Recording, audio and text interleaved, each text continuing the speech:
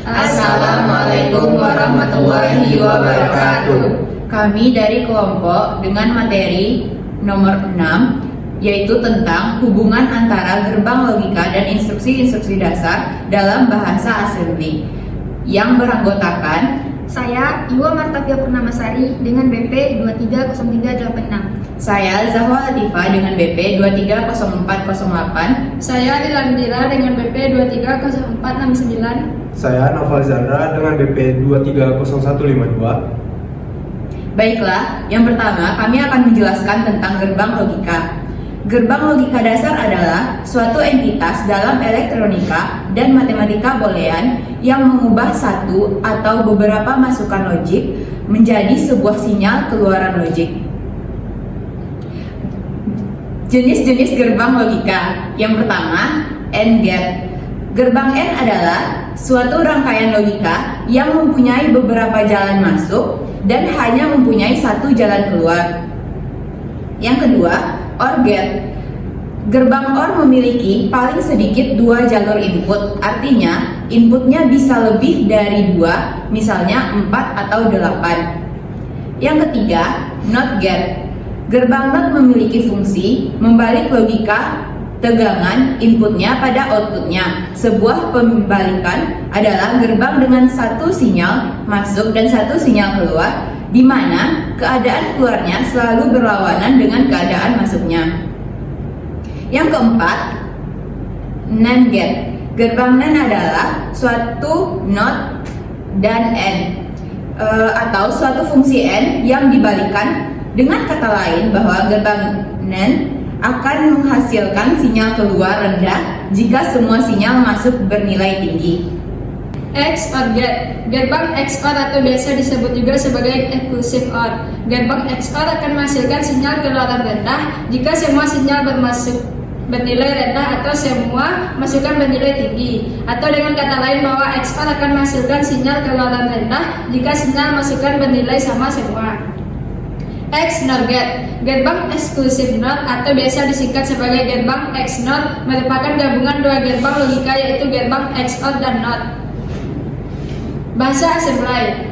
Bahasa rakitan atau lebih umum dikenal dengan assembly adalah bahasa pemrograman tingkat rendah yang digunakan dalam pemrograman komputer, mikroprosesor, pengendalian mikro, dan perangkat lainnya yang dapat diprogram. Hubungan antara gerbang logika dan instruksi-instruksi dasar dalam bahasa assembly.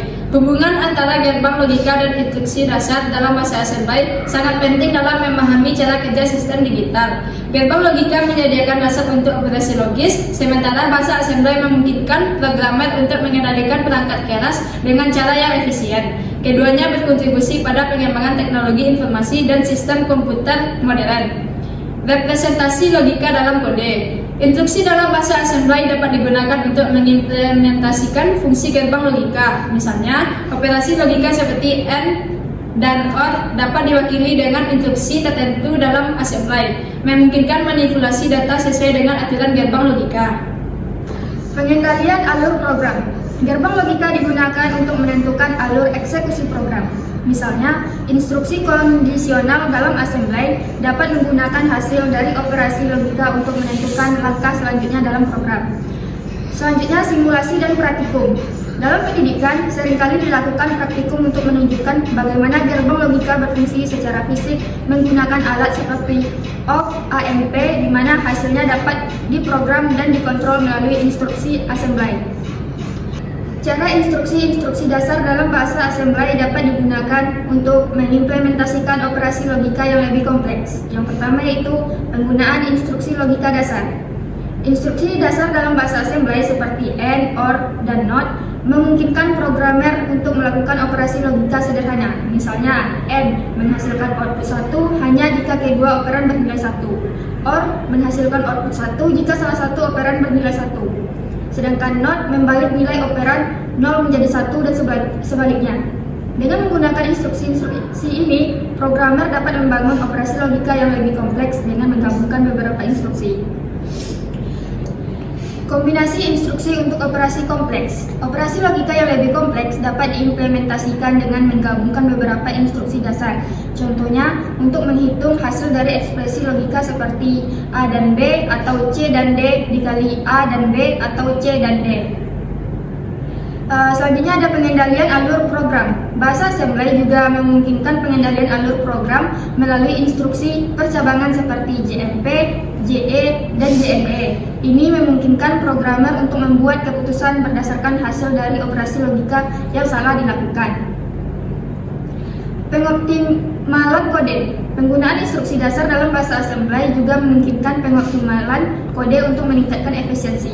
Dengan memilih instruksi yang tepat dan mengatur urutan eksekusi, programmer dapat meminimalkan penggunaan sumber daya dan mempercepat proses eksekusi. Misalnya, menghindari penggunaan instruksi yang tidak perlu atau redundan dapat membantu menjaga ukuran kode tetap kecil dan performa tetap tinggi.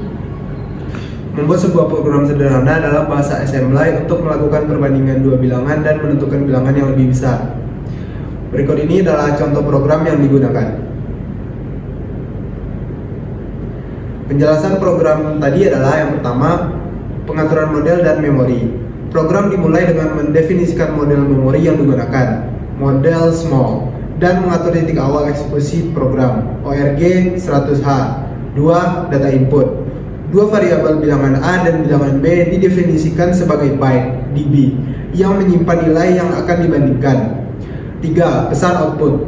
3 pesan output disiapkan dalam memori untuk menampilkan hasil perbandingan. Proses perbandingan. Nilai dari bilangan A dimasukkan ke dalam register AL. 2. Instruksi CMP digunakan untuk membandingkan nilai di register AL dengan bilangan B. 3. Berdasarkan hasil perbandingan, program akan melompat ke label tertentu A kecil, sama, atau A besar menggunakan instruksi JB, JE, dan JA. 5. Cetak hasil. Setelah menentukan hasil perbandingan, program membuat alamat pesan yang sesuai ke dalam register DX dan menggunakan interrupt DOS integer 21H untuk mencetak pesan tersebut. 6. Keluar dari program. Program diakhiri dengan kembali ke DOS menggunakan interrupt yang sesuai. Sekian hasil presentasi dari kelompok kami. Assalamualaikum warahmatullahi wabarakatuh.